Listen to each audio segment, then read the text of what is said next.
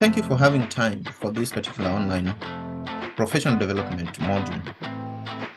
You are welcome to Exploring Space and Place, a focus on contextual variables in mathematics education. Our objective for this particular module is to provide mathematics teacher educators with valuable insights into the significance of space and place in mathematics education. 2, we would like them to develop an understanding of the role of place and space as contextual variables in mathematics classrooms. And by large, we are looking to influencing, or rather giving them an opportunity to rethink about space and place as contextual variables in their day-to-day practices, as they prepare teachers, as they train, as they teach, so that they can expand the mathematics learning space. Now, next, what I would like us to do is to first start by defining space and place. Now, to define space and place, I would like us to do a couple of things on the internet. And the first thing we do, I would like us to explore just using a normal web browser. Maybe you can use Google. You can use Google Chrome, you can use Edge, you can use whichever browser that you are comfortable with. So in your browser, I would like you to just type in YouTube. Type in YouTube first, so that we are only going to access videos from YouTube. Open YouTube.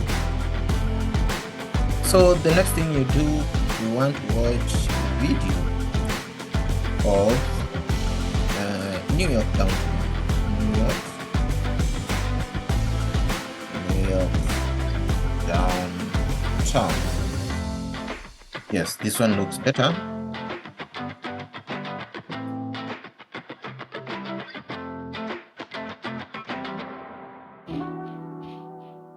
New York is situated in the northeast region of the United States of America. Over 8 million people call the Big Apple home, and the city attracts up to 50 million visitors a year. Ever since the colonists arrived in 1624, New York has been continuously shaped by the waves of immigrants drawn here by the promise of hope and liberty. Every newcomer arrived with a cultural suitcase that contributed to the sounds, tastes, and textures of New York. But it is their dreams which built the city, a city like no other. New York touches not only the heavens with its mythic skyline, its influence in Big Apple's most iconic symbol, the Art Deco design, the tough got going, the Rockefeller Center, the shopping spree. The city is shopaholic. New York has been blessed with generous civic space, was reinvested into collecting some of the greatest 21st century masterpieces. Lives on that darkest of September days, from all over the world. And who could forget Coney Island? Now, you can stop watching this and I'll stop sharing. Now, as you ponder about what we have just watched, I would like us to again watch another thing. Syracuse, New York is a pretty cool place.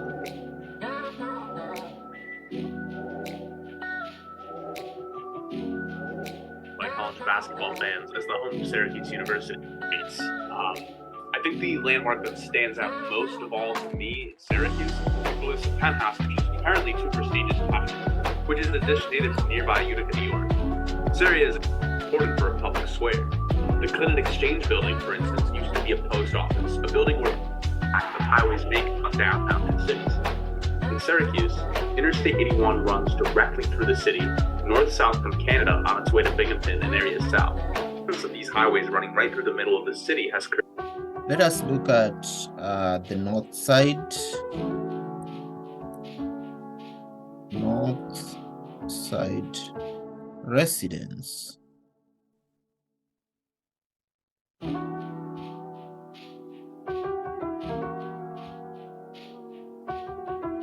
Now, I want you to notice the sizes of the buildings. I want you to notice the space.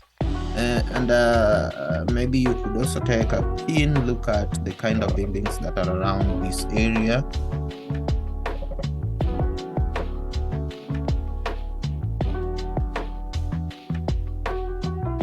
So before we continue, I would like you to start thinking about, we have seen the pictures of the buildings in New York City.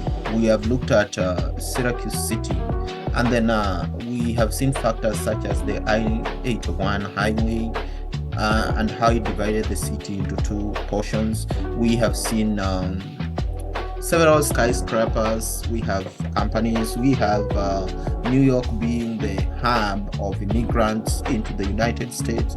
We have various factors summing up these two different cities. Now, I want you to think about New York as a place and Syracuse as a place.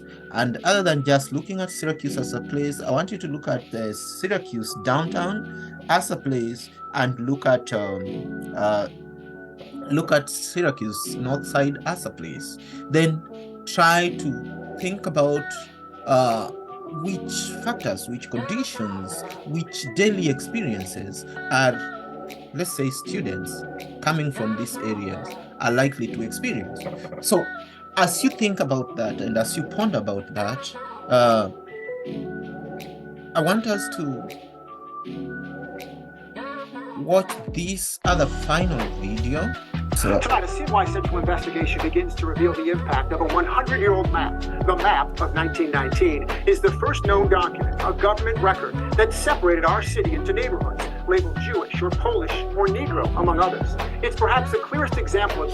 I like the term that is using, neighborhoods. So think about neighborhoods. As we think about place and space, let us think about neighborhoods. Now, will neighborhoods play out as a place or will it play out as a space? So let's continue listening. Institutional racism. Tonight, this journey begins in a special series we're calling The Map. Segregated series. Engineer Henry Allen boldly penciled in ethnic labels on the...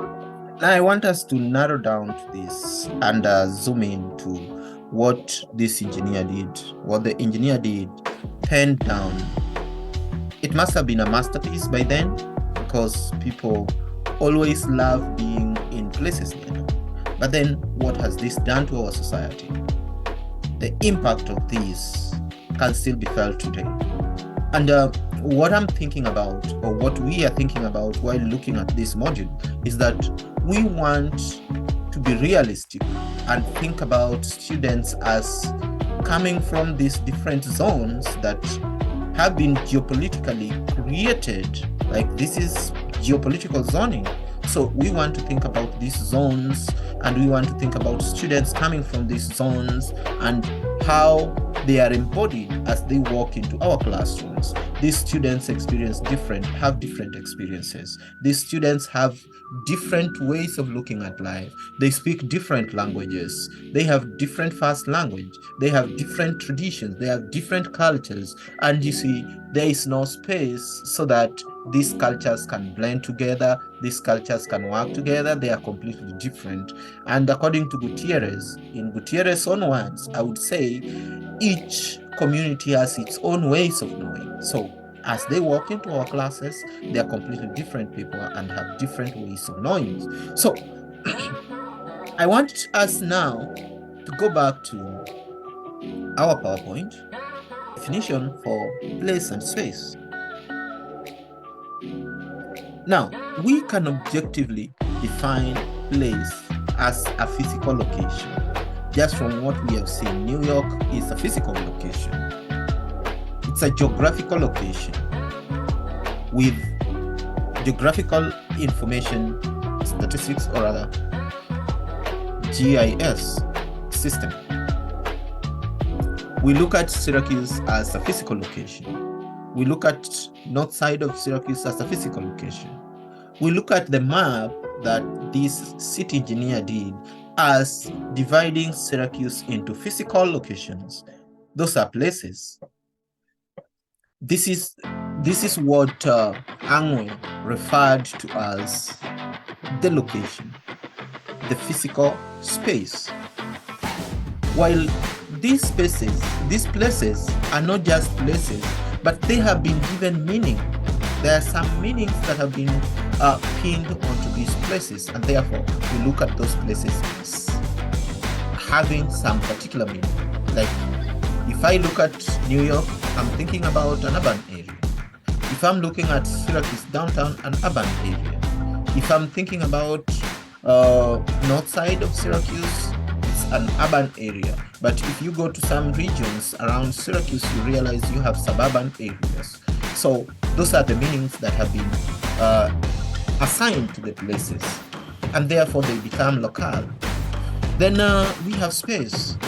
Space is the neighborhood. Space is the environment around given places. Now, spaces are non-geographical, but they are pinned to the geographical locations.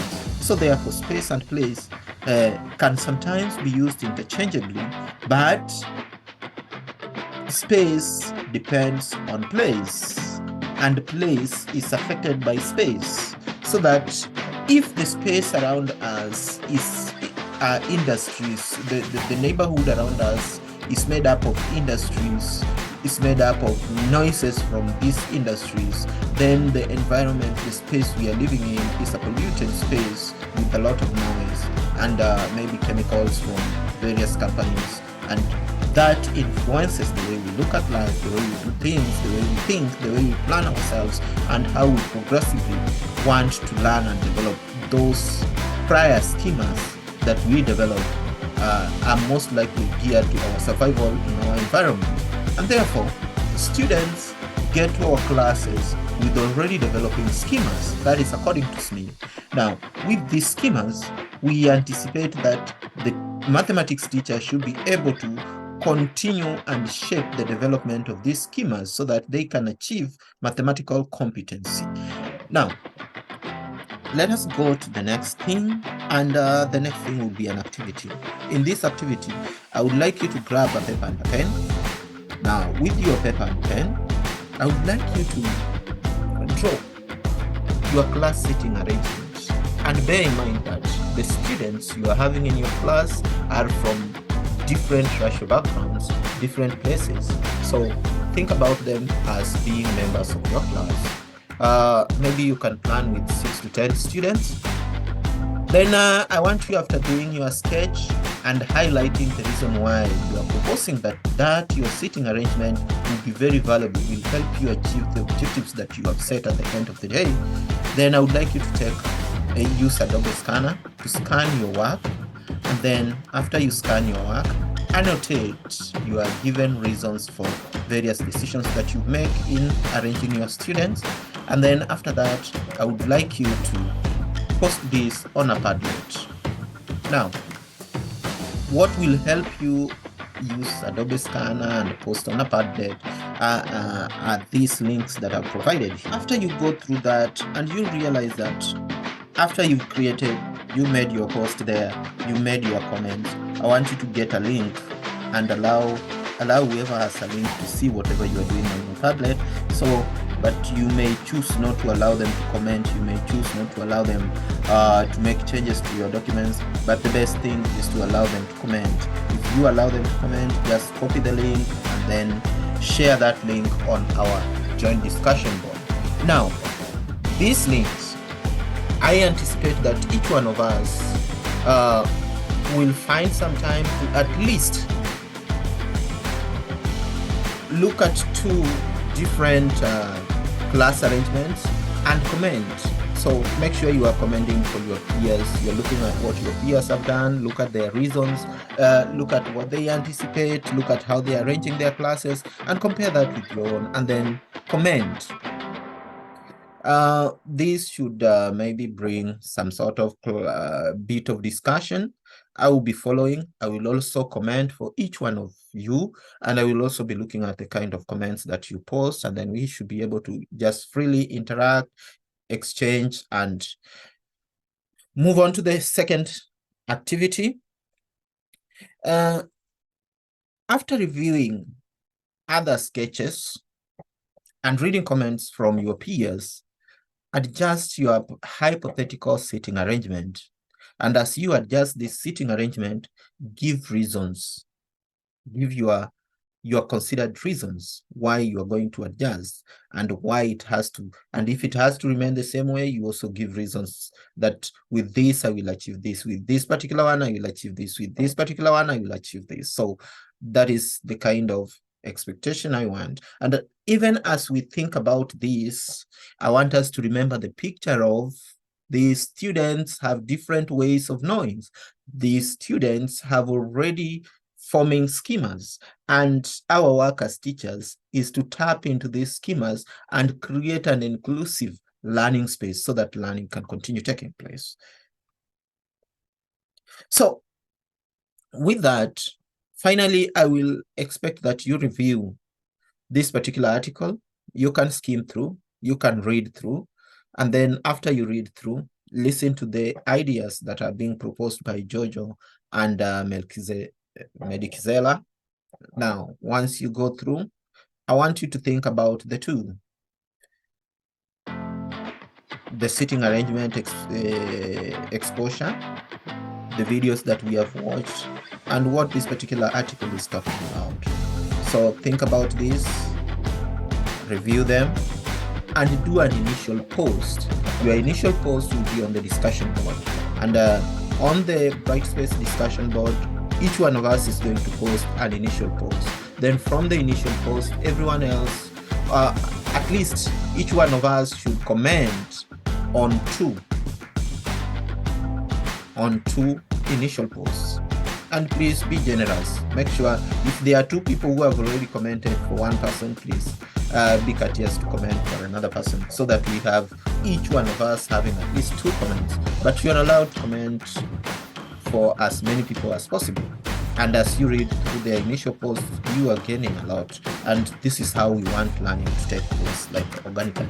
So after we have that Brightspace discussion board interaction, I will expect us to meet to have one virtual class discussion, and this will be the way we conclude our week.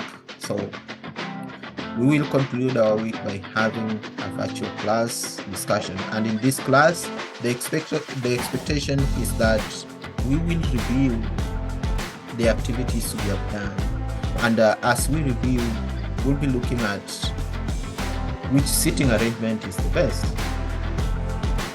or which seating arrangement is ideal, and which reasons is the person who designed it putting across, and is it okay to have any other seating arrangement? Remember, the answer lies with you.